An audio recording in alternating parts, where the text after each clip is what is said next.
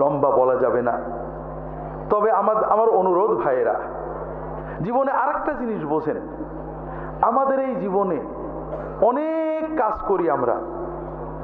কারোর লক্ষ্য উদ্দেশ্য এমপি হওয়া, কারোর লক্ষ্য উদ্দেশ্য বড় ডাক্তার হওয়া, বড় লোক হওয়া, অনেক উদ্দেশ্য আছে। আমরা অনেক কিছু করি, কিন্তু আবার সবকিছু রেখেই চলে যেতে হয়, ঠিক না? আর একটা জিনিস বোঝেন, দুনিয়াতে কেউ আপন হয় না। যে বউ আপন, 2 ঘন্টা আপন থাকেতে 4 ঘন্টা ঝগড়া করে, আছে না নেই? যে ছেলে আপন, সে 2 ঘন্টা কথা শুনে তো 4 ঘন্টা কথা শুনে না, ঠিক না ঠিক? যে ভাই আপন, সে ভাই 2 ঘন্টা আপন আর 2 ঘন্টা পর। যে বাবা আপন, যে সবচেয়ে আপন মা আপন, সেও দেখা যাচ্ছে আরেক ভাইয়ের কথা শুনে পর হয়ে যায়, হয় না? হয় না হাজেরিন? দুনিয়াতে কেউ 16 আনা আপন হয় না।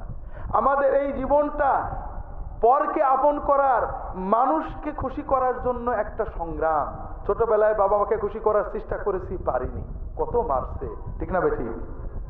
বড় হয়ে বান্ধবীদের বন্ধুদের খুশি করার চেষ্টা করছি, থাকেনি, ঠিক না বেঠি? বিয়ে করে বউকে স্বামীকে খুশি করার চেষ্টা করেছি, 16 আনা কখনোই হয়নি, ঠিক না বেঠি?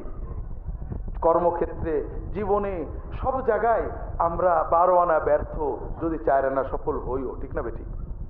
একজনই আছেন যাকে আপন করলে তিনি কখনো পর হন না, তিনি কে? আল্লাহ।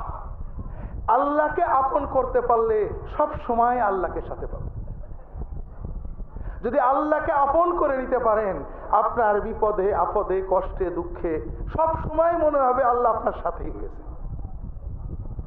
যে বেদনা কারোর কাছে বলা যায় না, বউয়ের কাছে বলা যায় না, মায়ের কাছে বলা যায় না, যে আনন্দে কাউকে শরীক করা যায় না, যদি আল্লাহকে আপন করতে পারেন, সেই আনন্দে আল্লাহকে শরীক করতে পারবেন, সেই বেদনার কথা আল্লাহর কাছে বলে বুকটাকে হালকা করতে পারবেন। কথাকে বুঝতে পেরেছেন? কাজেই ভাইয়েরা, আসেন না সবাই নিয়ত করি যে এত সহজ কাজ আমরা নিয়ত করলাম, আল্লাহ আমার বাকি জীবন যতটুকু আছে, 1 দিন হোক আর 100 বছর হোক, আমি তোমার ওলি হওয়ার চেষ্টা করব। আল্লাহ তাআলা সকলের নিয়ত কবুল করে নিন, আমিন।